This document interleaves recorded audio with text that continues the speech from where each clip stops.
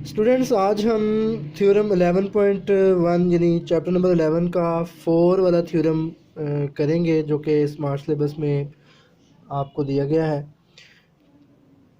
तो इसमें देखें कि स्टेटमेंट है, if the angle subtended by two chords of a circle, two chords of a circle. तो ये सर्कल की बात हो रही है, उसके दो कार्ड्स की बात हो रही है, यानी दो कार्ड्स या कोई दो अलग अलग सर्कल हों, उनके कार्ड्स को हम कह लें कि उनकी वजह से, कार्ड्स की वजह से जो एंगल बन रहा है, यानी कार्ड्स की वजह से अगर हम कार्ड्स के एंड पॉइंट को सेंटर से मिलाएं तो जो एंगल बन रहा है, अगर वो एंगल जो है ना इक्वल हो तो फिर कार्ड्स भी इक्वल होंगे। ये हमने प्रूव करना है। तो हम अभी यहाँ पे ना ये सर्कल्स ड्रा करते हैं। ये सर्कल ड्रा किया एक, और इसी तरह का एक सर्कल हम यहाँ पे ड्रा करेंगे।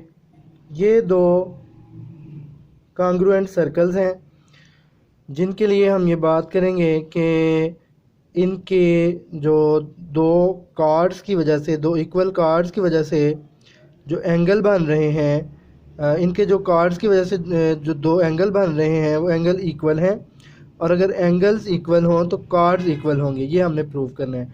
तो लेट्स से ये इसका सेंटर है, इसको मैं कह लेता हूँ ओ, और इसका सेंटर, इसको हम कह लेते हैं ओ डैश।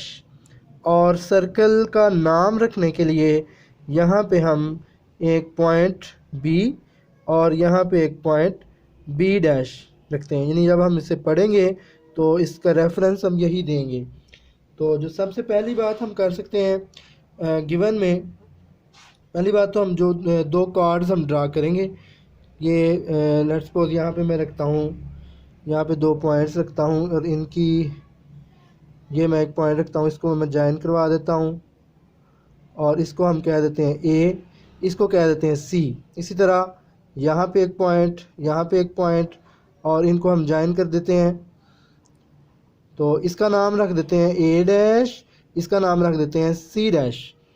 और इस आर्क के लिए, यानी हम इसी को पढ़ रहे हैं, ए सी। देखें, ए सी जो है ना वो ये आर्क भी है और ए सी ये आर्क भी है, लेकिन कब ये डिटर्मिन होगा कि हम इसकी बात करें। यहाँ पे हम एक पॉइंट रख लेते हैं, इसको हम कह लेते हैं जी डी, और इसको कह लेते हैं D dash.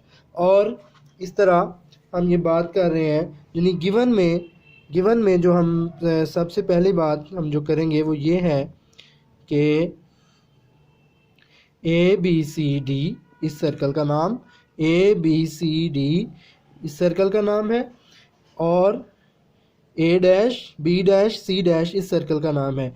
A dash B dash C dash and D dash are two congruent circles. ये हम लिखेंगे are two congruent circles, are two congruent circles. और जो दोनों के जो सेंटर्स हैं, with centres O and O dash respectively, O and O dash respectively जी। तो इस तरह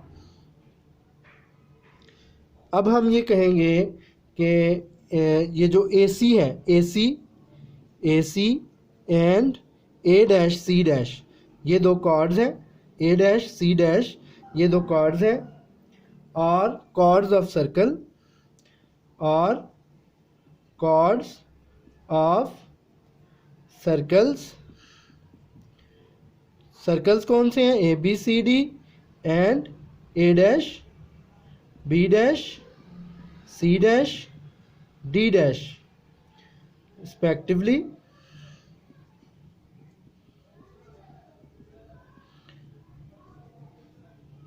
अच्छा, अब एक बात और हम कर सकते हैं, वो ये है कि ये जो एंगल ए ओ सी है और ये जो angle A dash O dash C dash है, ये जो इसकी वजह से जो बन रहे हैं एंगल, ये इक्वल है। ये गिवन में शुरू में ये बात है, यानी थ्योरम की स्टेटमेंट में आप पढ़ें तो स्टार्ट में कंडीशन ये है कि ये दोनों एंगल्स इक्वल हैं।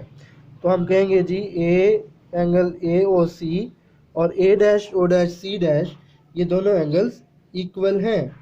और इसके लिए हम लिखेंगे major angle A O C congruent है, इक्वल है major angle A dash O dash C dash. जी, तो इसके बाद चूँकि प्रूव हमने ये करना है कि दोनों कार्ड्स इक्वल हैं, प्रूव हमने ये करना है कि दोनों कार्ड्स इक्वल हैं, यानी मेजर ए सी इक्वल प्रूव करना है मेजर ए डैश सी डैश के। तो इसके लिए जब हम ये प्रूफ का सेगमेंट है जिसमें हम स्टेटमेंट और रीजंस दिया करते हैं, स्टेटमेंट्स एंड रीजंस। जी, ये वो थ्योरम है जिसमें कंस्ट्रक्शन कुछ भी नहीं है, यानी इसमें कंस्ट्रक्शन की ज़रूरत नहीं है। तो ये दो ट्रायंगल्स बन रही हैं, इसको हम कह लें कि ये एक एंगल है अंडर डिस्कशन है और ये भी एक एंगल है, तो इसके लिए हम एंगल आइडेंटिफाई कर लेते हैं। जी, अब देखें, जो पहली बात हम करना चाह रहे हैं वो ये है कि इन दोनों ट्रायंगल्स की का कंपैरिजन करते हैं, इन दोनों ट्रायंगल्स का कंपैरिजन करते हैं। तो जब हम इन दोनों ट्रायंगल्स का कंपैरिजन करेंगे तो जो पहली बात हम करेंगे वो ये है कि ट्रायंगल ओ ए सी का कंपैरिजन करने लगे हैं ट्रायंगल ओ डैश ए डैश सी डैश से। तो first thing which comes in mind is radii of the both the circles. तो हम ये कहेंगे कि मेजर ओ ए और मेजर ओ डैश ए डैश, यानी ये जो दोनों रेडियाई हैं, यानी एक तो इसका ये वाला रेडियस और इसका ये वाला, ये दोनों इक्वल हैं, तो इसके लिए हम कहेंगे रेडियाई ऑफ कॉन्ग्रुएंट सर्कल्स ये सेम है, रेडियाई ऑफ कॉन्ग्रुएंट सर्कल्स ये सेम है।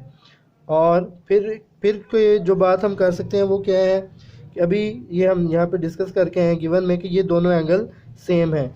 हम कहेंगे मेजर एंगल ओ ए सी इक्वल है मेजर एंगल ओ डैश ए डैश सी डैश के। तो ये बात हमने गिवन में की है।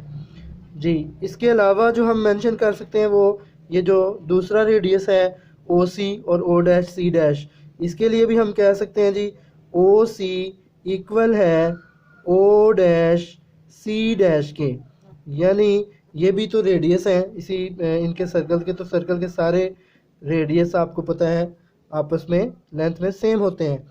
तो रेडियाई ऑफ कॉन्ग्रुएंट सर्कल्स। जी, तो अब देखें कि वो जो ट्रायंगल्स को इक्वल करने के लिए ज़रूरी होता है, यानी कोई तीन कंपोनेंट्स जो है वो कॉन्ग्रुएंट अगर प्रूव हो जाए तो ट्रायंगल्स इक्वल होती हैं। तो आप देखें कि ये इसके दो साइड्स और एक एंगल इक्वल प्रूव हो चुके हैं। तो अब हम कहेंगे जी ट्रायंगल्स जो है ना वो इक्वल प्रूव हो गई हैं, यानी ट्रायंगल ओ ए सी इक्वल प्रूव हो गई है ट्रायंगल ओ डैश ए डैश सी डैश के। तो इसके लिए हम कहेंगे एस ए एस, यानी साइड एंगल साइड पास्टुलेट की वजह से ये हुआ है। तो अब चूँकि इसका सब कुछ इक्वल प्रूव हो चुका है तो सारे एंगल कॉरस्पॉन्डिंग इक्वल होंगे सारी साइड, तो हम कह सकते हैं ए सी और ए डैश सी डैश आपस में कॉन्ग्रुएंट हैं। तो जो नेक्स्ट पॉइंट हम लिखेंगे स्टेटमेंट रीजंस का, वो हम लिखेंगे ए सी कॉन्ग्रुएंट है ए डैश सी डैश के। और इसका रीज़न क्या देंगे?